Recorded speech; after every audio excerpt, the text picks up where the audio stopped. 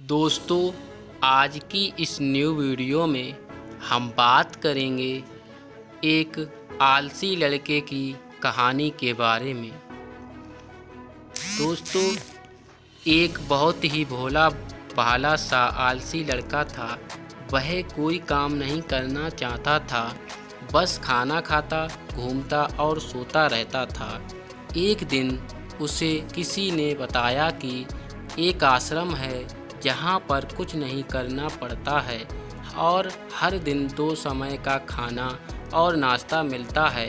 तुम वहाँ जाकर के रहो। उस आलसी लड़के ने सोचा कि ये तो बहुत ही बढ़िया है और फिर वह भोला भाला आलसी लड़का अपना सारा सांसारिक जीवन छोड़कर उस आश्रम में जाकर रहने लगा। आश्रम में गुरुजी रहते थे। वह कुछ समय सबको प्रवचन देते।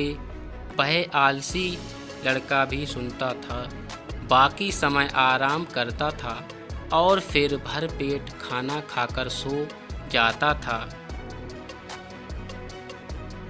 ऐसे ही उस लड़के का दिन गुजरता गया। एक दिन उस आश्रम में कुछ भी नहीं बना।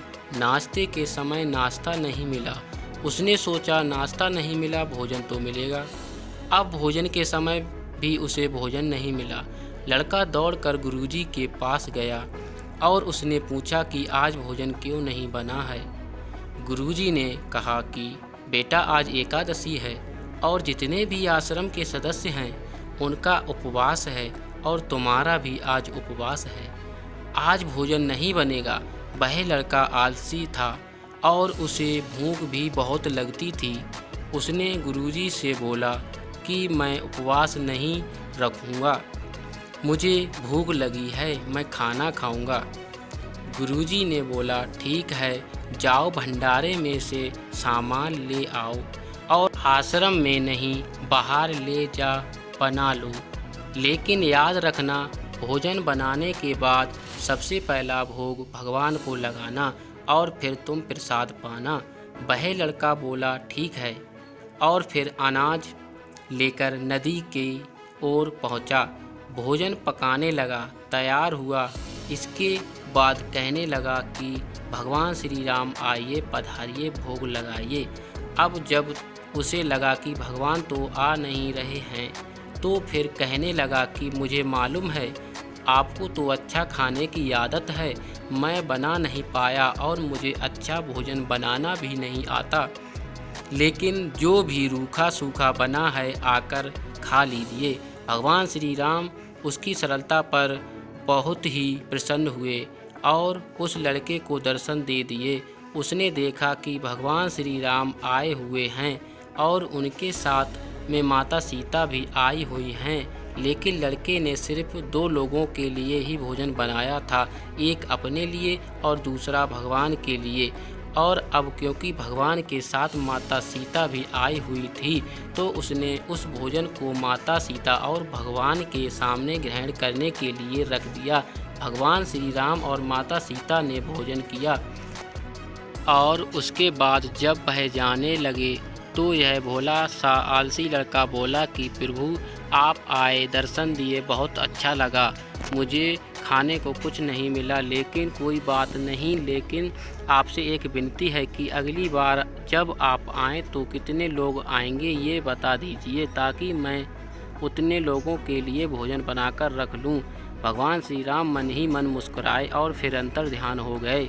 लड़का आश्रम गया, दिन बीतता गया और फिर एकादशी का दिन आया और इस बार उसने 3-4 लोगों के लिए अनाज लेकर के खाना बनाने के लिए नदी के किनारे पहुंचा और उसने बड़े प्रसन्नता से भोजन बनाया और इंतज़ार करने लगा कि प्रभु आइए और भोग लगाइए। इस बार लड़का देखता है कि भगवान श्री राम पूरा राम दरबार लेकर के आए हैं, जैसे माता सीता, लक्ष्मण, भरत, हनुमान जी और सभी लोग आए हैं। लड़के ने 3-4 लोगों का भोजन बनाया था और इस बार भी भोजन कम पड़ गया। लड़के ने निराश होकर भोजन को प्रभु के आगे रख दिया। उन्होंने भोजन किया और फिर चले गए और इस बार भी लड़का फिर से भूखा रह गया। अब लड़का फिर आश्रम गया। दिन बीतता गया और फिर एकादशी का दिन आया और इस बार गुरुजी से कहने लगा कि गुरुजी, मुझे इस बार थोड़ा ज़्यादा अनाज चाहिए। गुरुजी सोचने लगे कि यह इतना सारा अनाज का करता क्या है, कहीं इसे बेचता तो नहीं है। फिर उन्होंने कहा कि ठीक है, भूख से परेशान रहता है।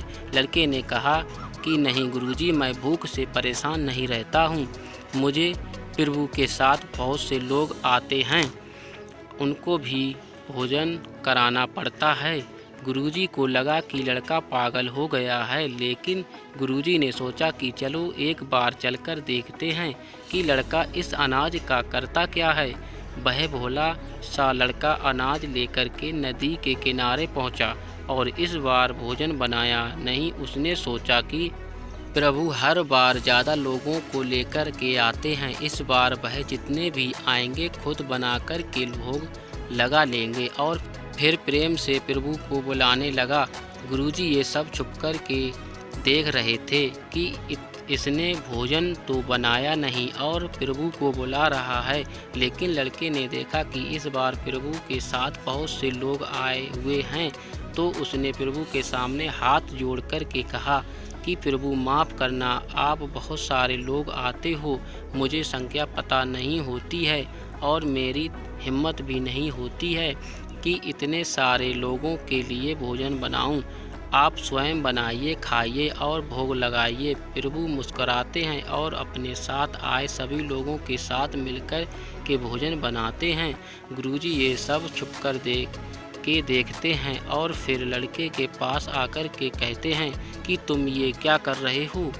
लड़का कहता है कि गुरुजी, आपको दिख नहीं रहा है कि भगवान श्री राम पधार चुके हैं और माता सीता आई हुई हैं, हनुमान जी आए हैं और भी सभी लोग आए हुए हैं, भोजन बन रहा है।